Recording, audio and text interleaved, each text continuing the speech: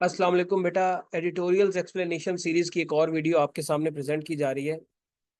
इस वीडियो में मुख्तलिफ न्यूज़पेपर्स के अंदर पब्लिश होने वाले एडिटोरियल्स को डिस्कस किया जाएगा। और जो पहला एडिटोरियल है वो डॉन न्यूज़ से लिया गया। उसका टाइटल है NATO exceptionalism and Gaza victims. अब ये नाम से ही बता रहा है कि ये नेटो के पर्सपेक्टिव में लिखा हुआ है। आप लोगों को पता ही है, रिसेंटली जो है वो 9 से लेकर 11 जुलाई 2024 तक वाशिंगटन के अंदर जो है वो नेटो का 33rd समिट हुआ, जिसमें नेटो के 32 मेंबर्स ने जो है वो पार्टिसिपेशन की। अब नेटो के आपको पता ही है 30 कंट्रीज का ताल्लुक जो है वो यूरोप से है, और 2 कंट्रीज का ताल्लुक जो है वो अमेरिका से है, नॉर्थ अमेरिका से है, जिनमें कनाडा और यूनाइटेड स्टेट्स जो है वो शामिल हैं। अब इसी समिट के दौरान नेटो की 75th एनिवर्सरी जो है उसको भी सेलिब्रेट किया गया। आपको पता ही है नेटो 1949 में जो है वो बनी थी, जब नॉर्थ अटलांटिक ट्रीटी जो है वो वाशिंगटन डीसी में साइन किया गया था। और ओवरऑल ये नेटो का 4th समिट है जो वाशिंगटन डीसी के अंदर जो है वो हो रहा है। अब बच्चे आप लोगों ने कमेंट सेक्शन में ये बताना है कि नेटो के जो मौजूदा सेक्रेटरी जनरल हैं वो कौन है और उनका ताल्लुक किस मुल्क से है। अब ये जो एडिटोरियल है ये डिस्कस करता है कि ये जो नेटो की मीटिंग या इसका समिट वाशिंगटन डीसी में होस्ट किया गया या वाशिंगटन डीसी में हुआ, इसमें तमाम ग्लोबल इश्यूज को डिस्कस किया गया। लाइक यूक्रेन रशिया इशू, और यूरोपियन यूनियन की सॉलिडेरिटी, और भी दीगर मामला को डिस्कस किया गया। लेकिन एक इशू जो है जिसको इग्नोर किया गया वो था इसराइली एग्रेशन ऑन गजा। इस मीटिंग के बाद 38 पॉइंट का जो है वो, या इस मीटिंग के अंदर 38 पॉइंट का वाशिंगटन डिक्लेरेशन जो है वो दिया गया, जिसमें जो टॉपिक्स बताए गए या जिन टॉपिक्स पे बात करनी थी वो थी, एक तो यूक्रेन के लिए सपोर्ट को इंक्रीज करना, दूसरा रशिया को कंडेम करना, तीसरा चाइना पर क्रिटिसिज्म क्रिटिसिज्म करना कि वो रशिया को क्यों सपोर्ट कर रहा है यूक्रेन रशिया वॉर में, और यूरोपियन यूनियन के साथ सॉलिडेरिटी शो करना। अब डिस्पाइट कवरिंग मैनी इश्यूज, ये जो डॉक्यूमेंट है इसने बिल्कुल भी गजा के ऊपर इसराइल का जो हमला है उसके ऊपर उससे रिलेटेड बात नहीं की। और 9 महीनों के अंदर आपको पता है कि अप्रोक्सीमेटली 39,000 फलस्तीनियों को शहीद किया जा चुका है इसराइली एग्रेशन में, और मेजोरिटी उनमें से बच्चे और खवातीन हैं। इसके मुतबादिल यूक्रेन कॉन्फ्लिक्ट के अंदर सिर्फ 11,000 लोग जो है वो उनकी मौत हुई है सिंस 2022। और ये जो गजा के ऊपर इसराइल का हमला है ये 7 अक्टूबर 2023 को हुआ था। तो इस हमले में, यूक्रेन रशिया वॉर में, सिर्फ 11,000 लोगों की जान गई। आल्दो ये जान भी इंपॉर्टेंट है, लेकिन इसको जो है वो ज्यादा डिस्कस किया गया, इसके ऊपर ज्यादा बात की गई। ना सिर्फ बात की गई बल्कि जो है वो मिलिट्री एड की मद में 43 बिलियन डॉलर भी जो है वो देने का वादा किया गया। अब नेटो लीडर्स जो है उन्होंने थोड़ी बहुत बात इंस्टेबिलिटी या जो अफ्रीका के अंदर हो रही है उसके ऊपर बात की, मिडल ईस्ट के ऊपर बात की, बट उनका फोकस जो था ईरान और चाइना को क्रिटिसिज्म करना था। उन्होंने कहा कि जी ये कंट्री जो है वो नेटो की सिक्योरिटी के लिए जो है वो खतरा है। इसके अलावा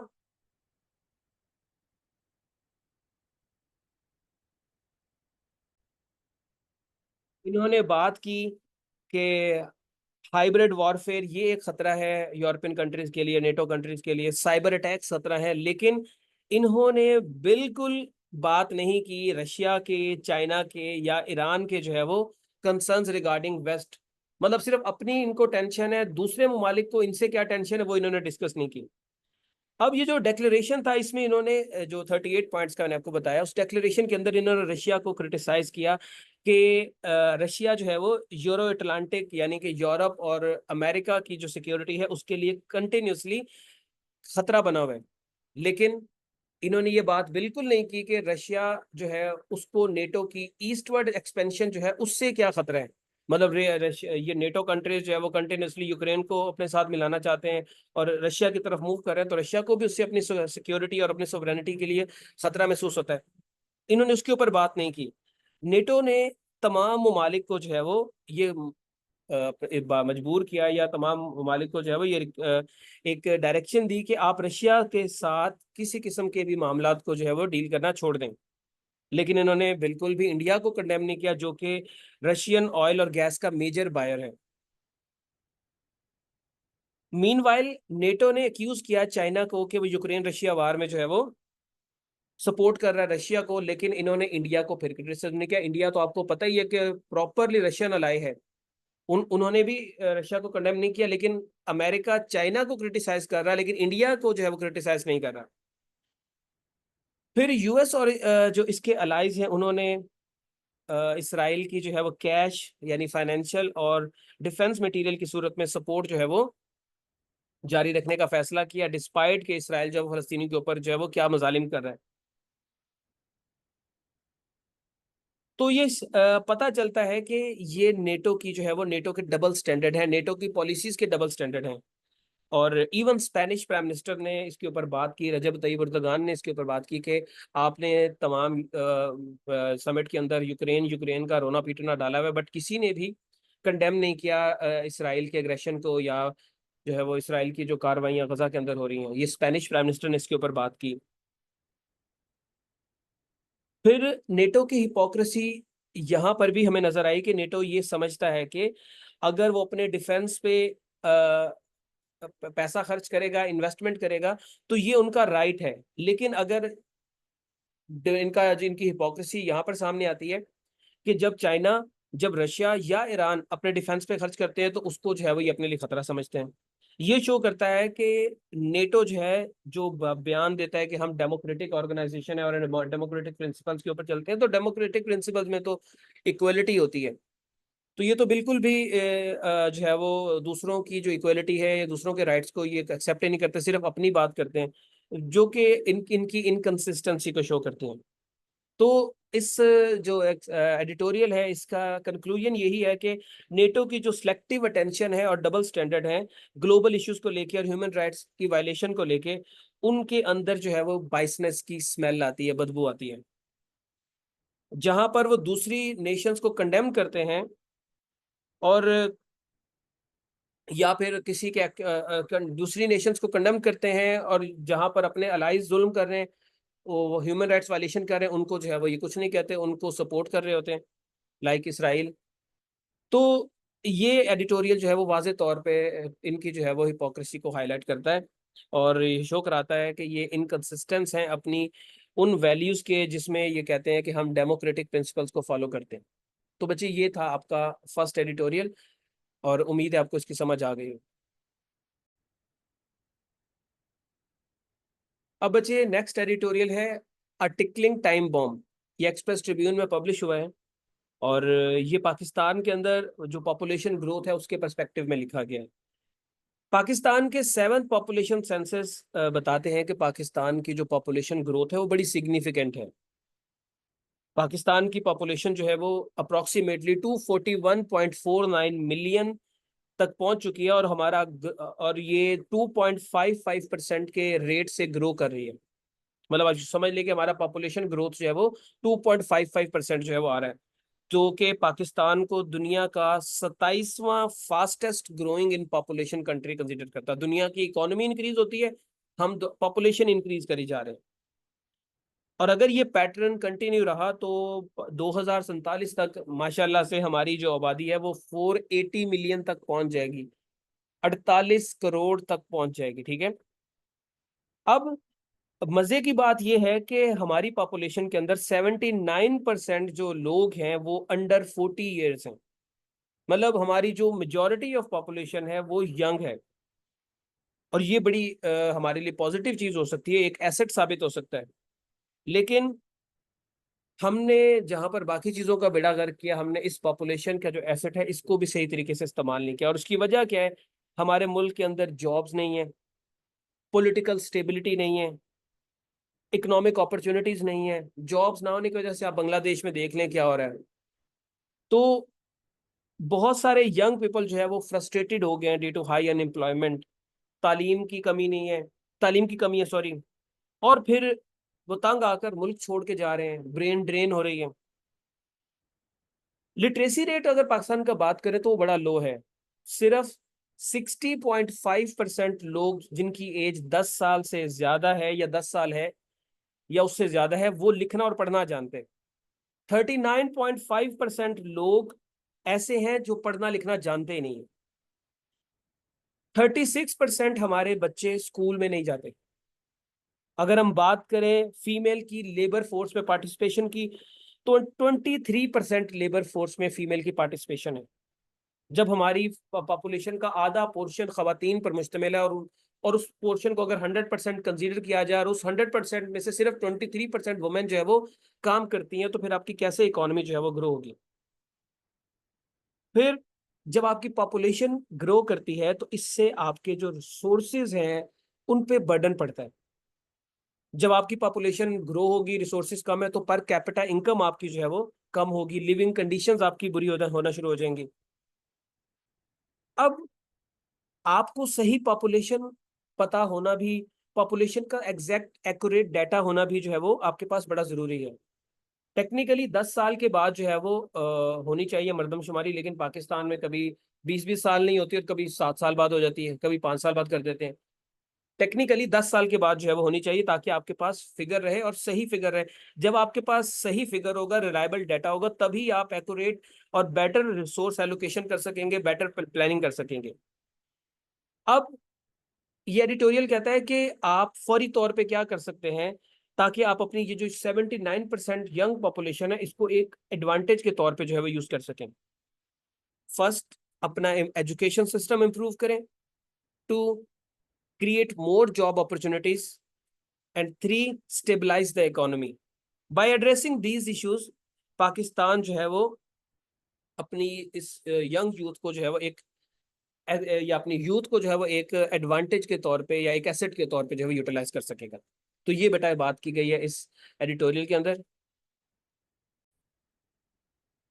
अब बेटा जो तीसरा एडिटोरियल है, ये फिच फिच एस्टिमेट के नाम से जो है वो डॉन डॉन न्यूज में जो है वो पब्लिश हुआ है। अब सबसे पहले मैं आपको बता दूं ये फिच या फिच रेटिंग्स क्या होती हैं। फिच रेटिंग्स बेसिकली एक कंपनी है जो कि गवर्नमेंट्स की, बिजनेसेस की फाइनेंशियल हेल्थ को जो है वो देखती है। मतलब किसी मुल्क की मुआशी हालत कैसी है उसको जो है वो ये जरा चेक करती है, एवेलुएट करती है। फिर उसकी बेस पे ये जो है वो आपको कुछ रेटिंग देती है, जिससे पता चलता है कि वो गवर्नमेंट या वो बिजनेस अपने डेट, अपने उधार वापस कर पाएगा या नहीं कर पाएगा। फिच जो है वो इसका हेडक्वार्टर न्यूयॉर्क के अंदर है, और इसके अलावा इसके एडिशनल ऑफिसेज जो हैं जो major cities around the world like London, Tokyo and Hong Kong, वहां पर भी मौजूद हैं। अब फिच रेटिंग मैटर क्यों करती है? फिच रेटिंग मैटर इसलिए करती है, जो इन्वेस्टर्स होते हैं वो इस रेटिंग को डिसाइड करते हैं, या इस रेटिंग को देख के डिसाइड करते हैं कि अपना पैसा उन्होंने कहाँ पर लगाना है।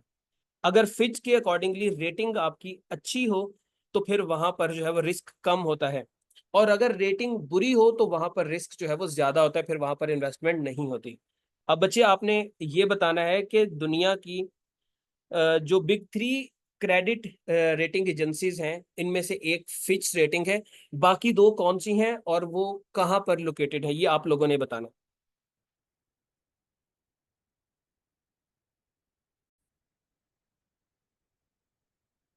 अब बच्चे ये जो फिच है, इन्होंने पाकिस्तान की इकोनॉमिक ग्रोथ के बारे में जो है वो एक बड़ा ऑप्टिमिस्टिक सा जो है वो जजमेंट दिया है।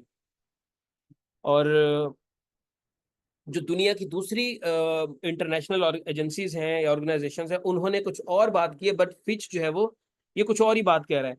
फिच ने प्रिडिक्ट किया है कि पाकिस्तान की इकोनॉमी ग्रो करेगी 3.2% के रेट से, और जो कि प्रीवियस ईयर 2.4% था।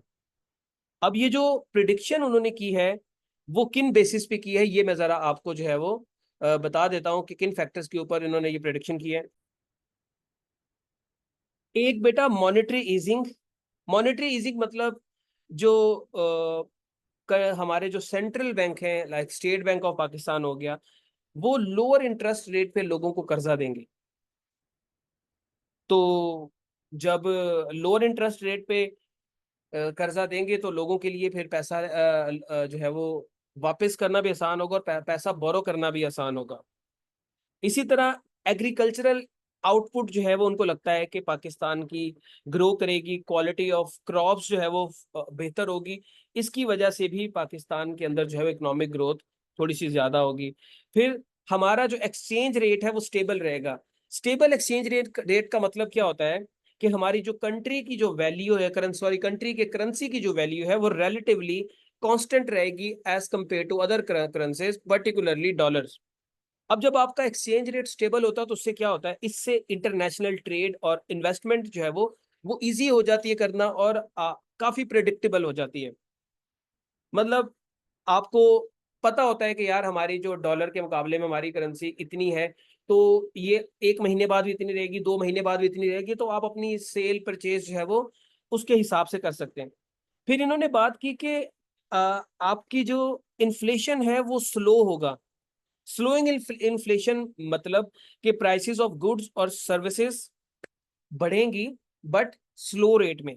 जिस रेट से पहले बढ़ रही हैं उस रेट से नहीं बढ़ेंगी। अब बेटा आप लोगों ने मुझे बताना है कि करंटली कमेंट सेक्शन में करंटली पाकिस्तान का जो इन्फ्लेशन रेट है वो कितना चल रहा है, ये आपने कमेंट सेक्शन में बताना, ठीक है। उसके बाद अ, अच्छा, मुझे अभी जो बात की है ना फिच ने, ये मतलब काफी एक ऑप्टिमिस्टिक पॉइंट ऑफ व्यू है। इंटरनेशनल ऑर्गेनाइजेशंस को नहीं लगता कि पाकिस्तान जो है वो इतनी ग्रोथ करेगा, बट ये जो गवर्नमेंट ने टारगेट सेट किया है कि हमारी जो है इकोनॉमिक ग्रोथ 3.5% होगी, उसके काफी करीब है। फिर दूसरी चीज जो फिच ने अपनी रिपोर्ट में बताई है, उन्होंने कहा है कि गवर्नमेंट अपने जो है वो बजट टारगेट्स है जो उनके ओवर एम्बिशियस लग रहे हैं उसको पूरा करने में नाकाम होगी। मतलब पाकिस्तान का जो है वो बजट डेफिसिट पिछले साल 7.4% ऑफ जीडीपी था, अब वो कम होके 6.7 तक चला जाएगा। लेकिन फिर भी जो गवर्नमेंट ने टारगेट सेट किया है उससे जो है वो कम होगा। और गवर्नमेंट ने टारगेट क्या सेट किया, 5.9%, कि हमने जो है वो बजट डेफिसिट 5.9% पे लेके आना है। लेकिन फिच के अकॉर्डिंगली ये बजट डेफिसिट 7.4 से कम होकर ज्यादा से ज्यादा 6.7% तक आएगा। तो तिजारती खसारा आपका जो है वो सॉरी क्या कहते हैं, आपका बजट डेफिसिट जो है वो रहेगा। दूसरी चीज current account deficit, current account deficit आपका बढ़ेगा। अभी 0.8% से बढ़ के 1% तक चला जाएगा।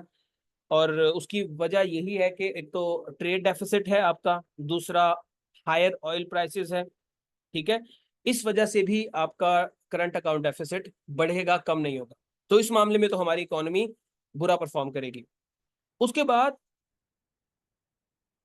फिच ने यह भी वार्न किया है कि पाकिस्तान की आल्दो इकोनॉमिक ग्रोथ होती नजर आएगी इस साल, लेकिन फिर भी पाकिस्तान की इकोनॉमिक रिकवरी बहुत माइन्यूट सी होगी, फ्रेजाइल होगी। और उसके लिए की कंसर्न्स उन्होंने बताए हैं कि पाकिस्तान के अंदर पॉलिटिकल इंस्टेबिलिटी जब तक रहेगी तब तक इकोनॉमिक रिकवरी पॉसिबल नहीं है। और दूसरा, गवर्नमेंट ने बहुत ज्यादा बड़ी बड़ी अमाउंट के डेट पे करने हैं, वो भी एक इकोनॉमिक रिकवरी के रास्ते में जो है वो रुकावट बनेगी।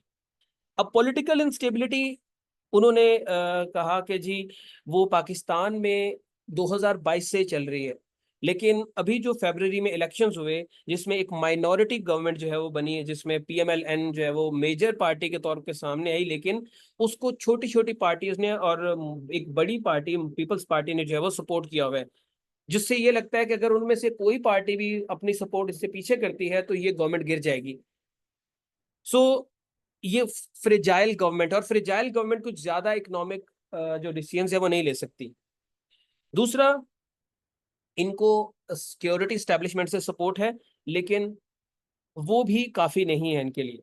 तो इनको सिर्फ ये करना होगा कि अपना पॉलिटिकल डेडलॉक जो इनका चल रहा है पाकिस्तान में, इसको कम करना होगा, इसको खत्म करने की कोशिश करनी होगी, ताकि आप इकोनॉमिक रिकवरी की तरफ जो है वो जा सकें। तो बेटा ये बात जो है वो इस एडिटोरियल में की गई है, आई होप आपको समझ आ गई होगी। अब बच्चे जो नेक्स्ट एडिटोरियल है ये भी डॉन न्यूज में पब्लिश हुआ है, और इसका टाइटल है बांग्लादेश क्याओस। और ये आपको पता ही है कि बांग्लादेश के अंदर जो रिसेंटली प्रोटेस्ट हो रहे हैं उसके पर्सपेक्टिव में लिखा गया है। आपने देखा है कि ढाका और बांग्लादेश के दूसरे पार्ट्स में एंटी गवर्नमेंट प्रोटेस्ट जो है वो बहुत ज्यादा हो रहे हैं, और पिछले चंद हफ्तों से इसकी तादाद में इजाफा हुआ है। लेकिन ये जो प्रोटेस्ट थे, या ये जो क्या कहते हैं, ये प्रोटेस्ट वायलेंट तब हुए जब सिक्योरिटी फोर्सेस के साथ इनकी कन्फ्रंटेशन हुई और उसमें कुछ लोग मारे गए। इसके नतीजे में एक वायलेंट कन्फ्रंटेशन शुरू हो गई, स्कूल्स को बंद कर दिया गया, बांग्लादेश के अंदर मीडिया आउटलेट्स ऑफ एयर चली गई, इंटरनेट ब्लैकआउट कर दिया गया। और कल तक वैसे कुछ न्यूज़पेपर्स में 40 आ रही है, कुछ में 50 आ रहा है, बट कल तक जो एक मीडिया चैनल मैं देख रहा था, पाकिस्तान का प्राइवेट मीडिया आउटलेट है, उसके मुताबिक 100 के करीब जो है वो स्टूडेंट्स की डेथ हो चुकी है या लोगों की डेथ हो चुकी है इस इन वायलेंट प्रोटेस्ट में। और एक्चुअल फिगर, क्योंकि जाहिर सी बात है गवर्नमेंट्स बात छुपाती होती है, तो एक्चुअल फिगर शायद इससे ज्यादा हो सकता है, बट अभी तक जो है वो यही एक मिला जुला आ रहा है। कोई 40 कह रहा है, कोई 50 कह रहा है, कोई 70 कह रहा है, कोई 100 कह रहा है। अब इन प्रोटेस्ट के पीछे की वजह क्या है, रीजन क्या है, ये प्रोटेस्ट बांग्लादेश में क्यों हो रहे हैं? अब रिसेंटली बांग्लादेश की जो हाई कोर्ट है, उन्होंने एक फैसला दिया कि जो 1971 की वॉर है बांग्लादेश की, उसमें जो फ्रीडम फाइटर्स थे या वो लोग जो वेटरन फाइटर्स थे जिन्होंने क्या कहते हैं बांग्लादेश की आज़ादी की जंग लड़ी, उनके बच्चों को एक कोटे को दोबारा से जो है वो स्टार्ट कर दिया गया। अब उनका कोटा 30% है। अगर आप बांग्लादेश के अंदर कोटा सिस्टम को पढ़ें तो औरतों का कोटा, बैकवर्ड डिस्ट्रिक्ट्स का कोटा, माइनॉरिटीज का कोटा, फ्रीडम फाइटर्स का कोटा, ये मिला के अप्रोक्सीमेटली 56% सीट्स गवर्नमेंट के अंदर कोटा पे निकल जाती हैं। 44% सीट्स जो है वो ओपन मेरिट की होती हैं। तो अब आप देखें कि अगर सारा कुछ कोटा सिस्टम वाले ले जाएंगे तो फिर ओपन मेरिट की तो वैल्यू खत्म हो गई है। तो इसकी वजह से वहां पर जो लोग एहतजाज कर रहे हैं कि ये कोटा सिस्टम का जो रिवाइवल का या इसको दोबारा से रीइंस्टेट करने का फैसला हाई कोर्ट ने दिया है, ये वापस ले हाई कोर्ट। ठीक है। अब आपको पता ही है कि पब्लिक सेक्टर जॉब्स होती हैं, यानी कि गवर्नमेंट के सेक्टर्स में जो जॉब होती हैं, चाहे वो पाकिस्तान हो, इंडिया हो या बांग्लादेश हो, कहीं पर भी लुक्रेटिव जॉब्स होती हैं, क्योंकि वो ज्यादा स्टेबल होती हैं और उस पे जो है वो थोड़ा सा बंदे को क्या कहते हैं असर रसूख भी आपकी कह सकते हैं। मतलब जो पाकिस्तान के अंदर ट्रेंड है कि लोग पावर के लिए गवर्नमेंट जॉब्स की तरफ जाते हैं, थोड़ा सा जॉब सिक्योरिटी हो जाती है, तो इस वजह से वहां पर भी लोग जो है वो इन की तरफ जा रहे हैं। लेकिन मैंने जैसे आपको बताया कि अब वो जो गवर्नमेंट जॉब जब अनाउंस होती हैं तो उसमें आधी से ज्यादा सीट्स तो कोटा पे निकल जाती हैं। तो इस वजह से ये लोग जो है वो एहतजाज कर रहे हैं। अब बांग्लादेश की इकोनॉमी भी स्टेगनेंट है और बहुत सारे लोग आउट ऑफ वर्क हैं। इसी वजह से कोर्ट के इस डिसीजन ने लोगों को मजीद गुस्सा दिला दिया, स्पेशली स्टूडेंट्स को, जो कि बेचारे जॉब्स, जिनको जॉब्स नहीं मिल रही, डिग्री लेके वो बेचारे मारे मारे फिर रहे हैं। अब मैंने जैसे आपको बताया कि ये सिर्फ इकोनॉमिक स्लो डाउन की वजह से नहीं हो रहे, बल्कि वहां पर पॉलिटिकल इंस्टेबिलिटी भी काफी हद तक जो है वो आ रही है। वहां के लोग अपने पॉलिटिकल प्रोसेस से ज्यादा खुश नहीं है।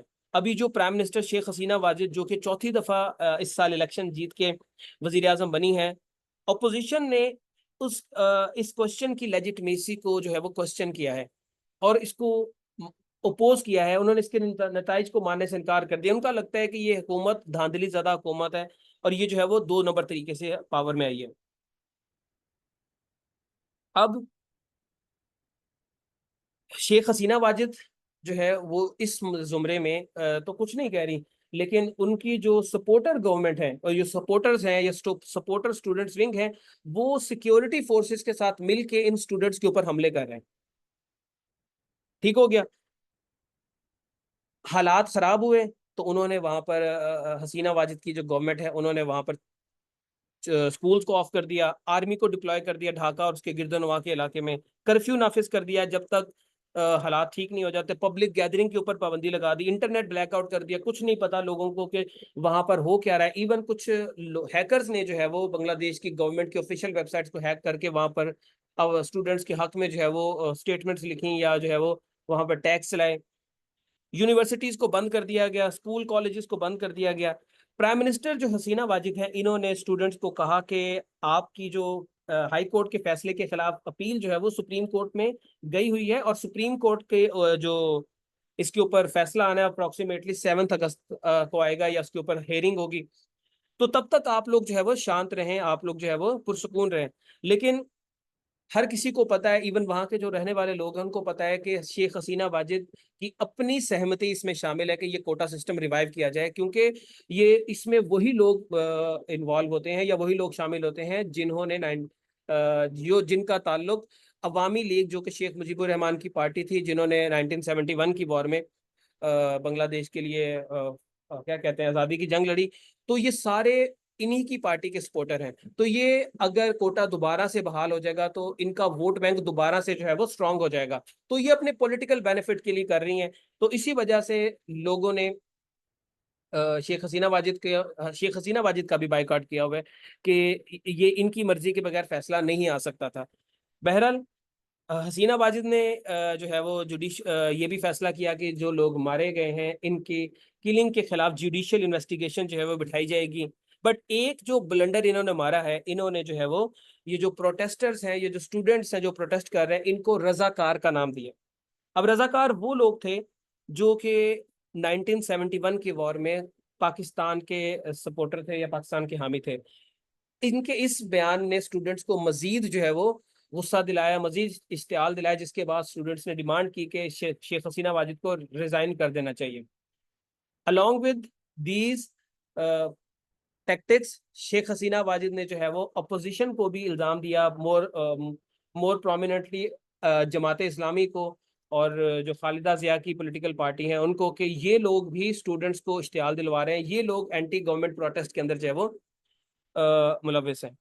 तो ये बेटा इस एडिटोरियल के अंदर बात की गई है। अब ये जो एडिटोरियल है इसमें जिस तरह की बात की गई है कि जॉब्स की वजह से, अनएम्प्लॉयमेंट की वजह से, इकोनॉमिक डाउनफॉल की वजह से वहां पर स्टूडेंट्स जो है वो एहतजाज करें, ये सिचुएशन बड़ी खतरनाक है। और इसमें दूसरे south Asian countries like Pakistan, India, इनके लिए भी एक सबक है कि जब आप जो यूथ को जॉब नहीं देते, जब आप पॉलिटिकल विक्टिमाइजेशन करते हैं, जब आपकी इकोनॉमी स्टेगनेंट होती है, जब आपकी मुल्क में पॉलिटिकल इंस्टेबिलिटी होती है, तो फिर आप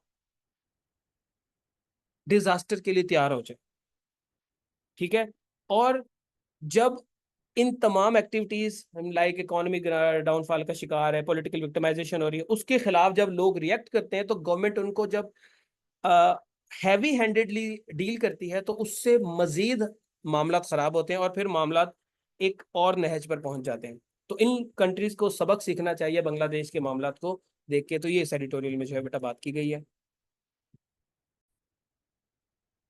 अब नेक्स्ट एडिटोरियल जो है ये ऑयल एंड गैस सेटबैक के टाइटल से द नेशन न्यूज़पेपर में पब्लिश हुआ है।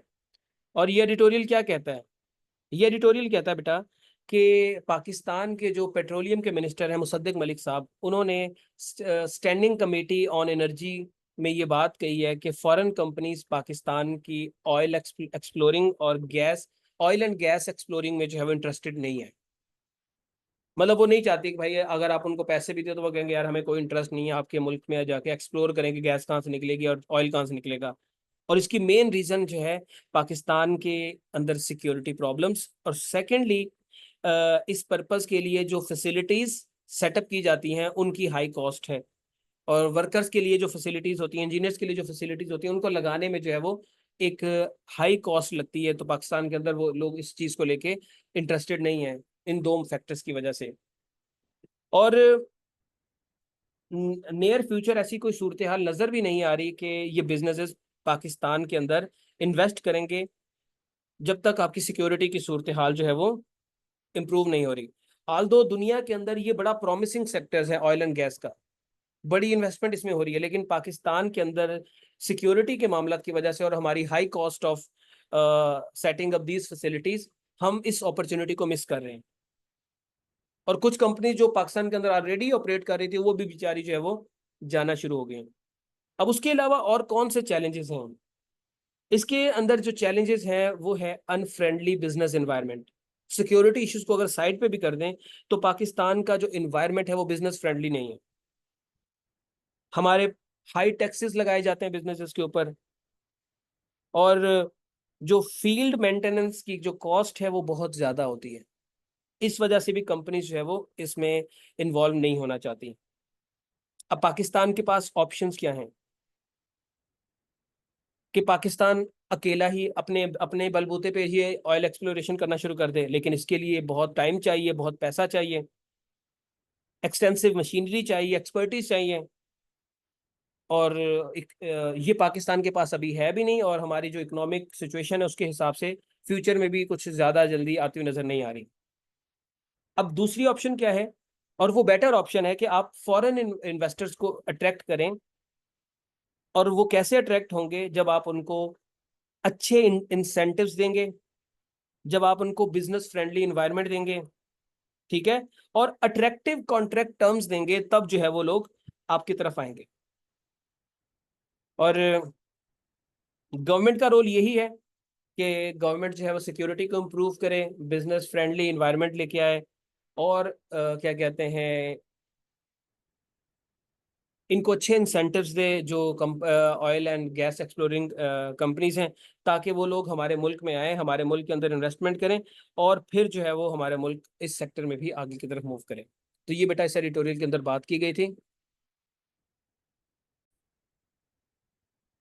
अच्छा बच्चे, नेक्स्ट जो हमारा एडिटोरियल है ये भी द नेशन न्यूज़पेपर में पब्लिश हुआ है, और इसका टाइटल है टेरर सपोर्ट नेटवर्क।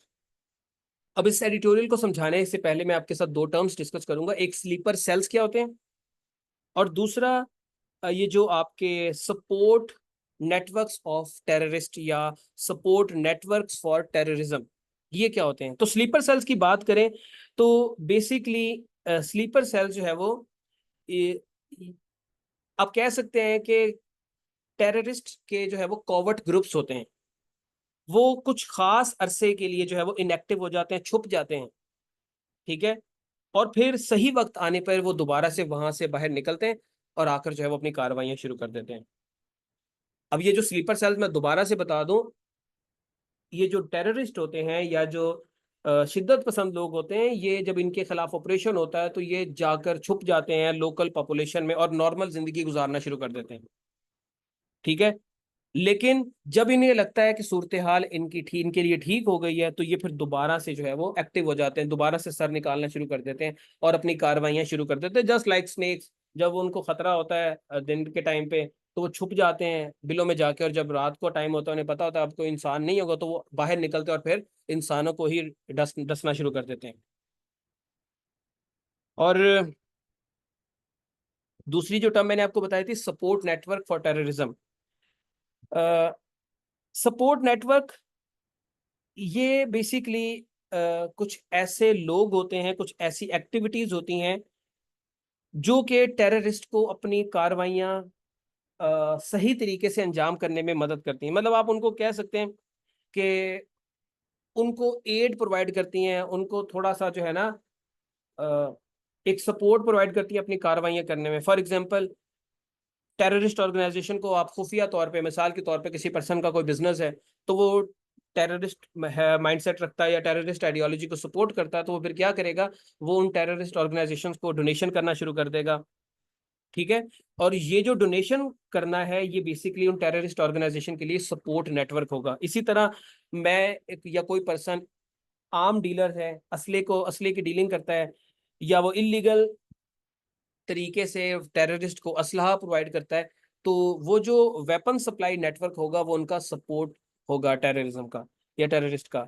इसी तरह जहां पर टेररिस्ट को या बच्चों को या लोगों को रेडिकल आइडियोलॉजीज समझाई जाती हैं, वो आइडियोलॉजीज जो इन लाइन होती हैं विद टेररिस्ट आइडियोलॉजी, तो वो भी सपोर्ट नेटवर्क के तौर पे जो है वो यूज होती हैं। वो लोकेशंस जहां पर टेररिस्ट को ट्रेनिंग दी जाती है या लोग टेररिज्म की ट्रेनिंग करते हैं, वो जगह भी इनका जो है वो सपोर्ट नेटवर्क कहलाता है। तो वो लोग, इवन वो लोग जो इनके सिंपथाइजर्स होते हैं, जहां पर मिसाल के तौर पे स्लीपर सेल के तौर पे कोई पर्सन टेररिस्ट भाग के उसने लाहौर के अंदर किसी के घर में जो है वो पनाह ले लिया। अब जिसके घर में पनाह लिया वो बंदा सिंपथाइजर्स है टेररिज्म का, टेररिस्ट का, तो जब तक टेररिस्ट उसके घर रहेंगे तब तक वो महफूज रहेंगे, टेररिस्ट महफूज रहेंगे। तो ये बेसिकली उनको जो है वो शेल्टर प्रोवाइड करके, उनको जो है वो क्या कहते हैं, उनके साथ हमदर्दी करके उनको जो है वो एक सपोर्ट प्रोवाइड करते हैं, तो ये भी सपोर्ट नेटवर्क हो जाता है। अब इस दो टर्म्स को समझाने के बाद मैं आ जाता हूँ टॉपिक के ऊपर, जो हमारे एडिटोरियल में बात की गई है। Basically counter terrorism department CTD ने जो है वो, जो पंजाब का CTD, counter terrorism department of Punjab, उन्होंने जो है वो गुजरात के अंदर से, डिस्ट्रिक्ट गुजरात में से जो है वो अलकायदा के एक मेंबर को अरेस्ट किया है जिनका नाम है अमीनुल हक। और ये शो करता है कि पंजाब के अंदर जो है वो कंटिन्यूसली टेररिस्ट को पकड़ने की एफर्ट्स की जा रही हैं। और ये अमीनुल हक, जिसके बारे में रिपोर्टेडली कहा जा रहा है कि ये उसामा बिन लादेन का एक करीबी साथी था, और पंजाब में इसका मिलना, और वो भी गुजरात डिस्ट्रिक्ट में, ये शो करता है कि स्लीपर सेल्स पंजाब में भी मौजूद हैं। और हमने ऑपरेशन ज़रबे अज़्ब के अंदर जो है वो देखा कि बहुत सारे पंजाब के अंदर भी, केपीके में भी, बलूचिस्तान में भी, सिंध में भी टेररिस्ट को जो है वो ख़त्म किया गया।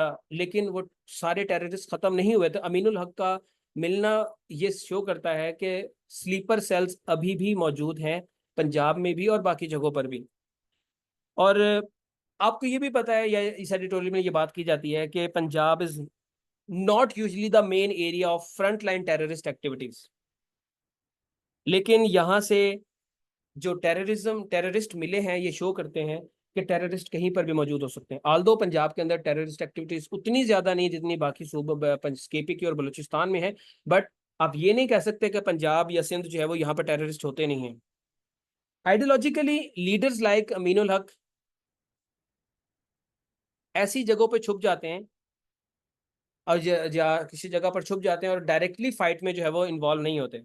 इसका मतलब ये है कि ये अपने जिस टाइम पे ये एक्टिव नहीं होते, उस टाइम पे जो है वो इनके सपोर्ट नेटवर्क्स इनको जो है वो सपोर्ट कर रहे होते हैं।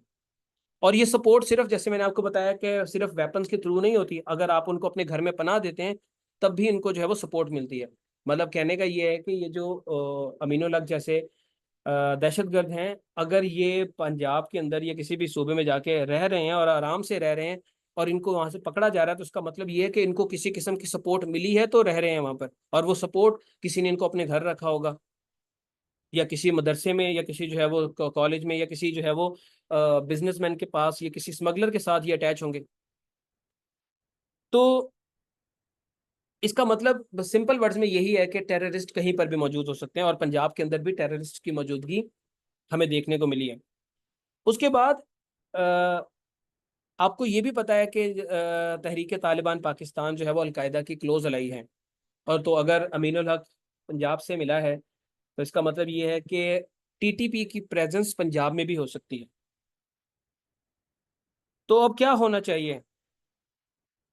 ऑपरेशन अज़्म इस्तेहकाम जो है वो बेसिकली बलूचिस्तान और खैबर पख्तूनख्वा को तो जो टारगेट कर ही रहा है, लेकिन उसके साथ साथ पंजाब के अंदर और सिंध के अंदर भी सीटीडी के ऑपरेशंस होने चाहिए, ताकि इन टेररिस्ट के जो सपोर्ट नेटवर्क्स हैं उनको ख़त्म किया जा सके। और जब ये सपोर्ट जो नेटवर्क ख़त्म होंगे, तो ऑटोमेटिकली टेररिज्म की एक्टिविटीज़ भी कम होंगी। ये जो सपोर्ट नेटवर्क्स होते हैं, ये इन्हीं टेररिस्ट को रिक्रूटमेंट करके भी देते हैं। मतलब जब एक पर्सन अपनी एक्टिविटीज को कुछ देर के लिए इनएक्टिव कर देता है, टेररिज्म की एक्टिविटीज को कुछ देर के लिए रोक देता है, तो उस पीरियड में वो फिर दूसरी तरह से टेररिज्म की एक्टिविटीज करता है। लाइक वो यूथ को जो है वो इस तरह की ब्रेन वॉशिंग करके रिक्रूट करने की कोशिश करता है, उनके माइंड को जो है वो मैनिपुलेट करके जो है वो उनको अपनी आइडियोलॉजी उनके माइंड में इनकलकेट करने की कोशिश करता है, और कोशिश करता है कि वो भी उसी तरह की एक्टिविटीज में शामिल हो जाए। सो कंक्लूजन इस एडिटोरियल का यही है कि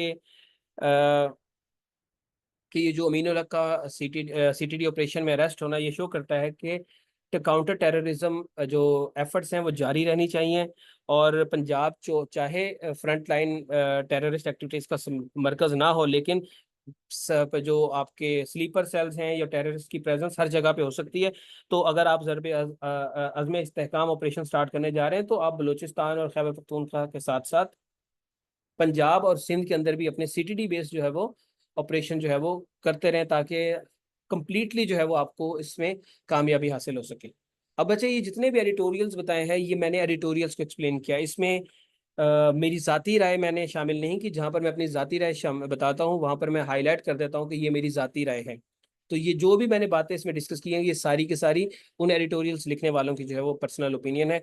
तो उम्मीद है आपको आज के जो एडिटोरियल्स हैं इनकी समझ आ गई होगी, और जो सवालात मैंने आपसे कहे थे वो आपने उनके आंसर्स कमेंट सेक्शन में लगा देने। तो इंशाल्लाह कल नई वीडियो के साथ फिर मुलाकात होगी। अल्लाह हाफ़िज़।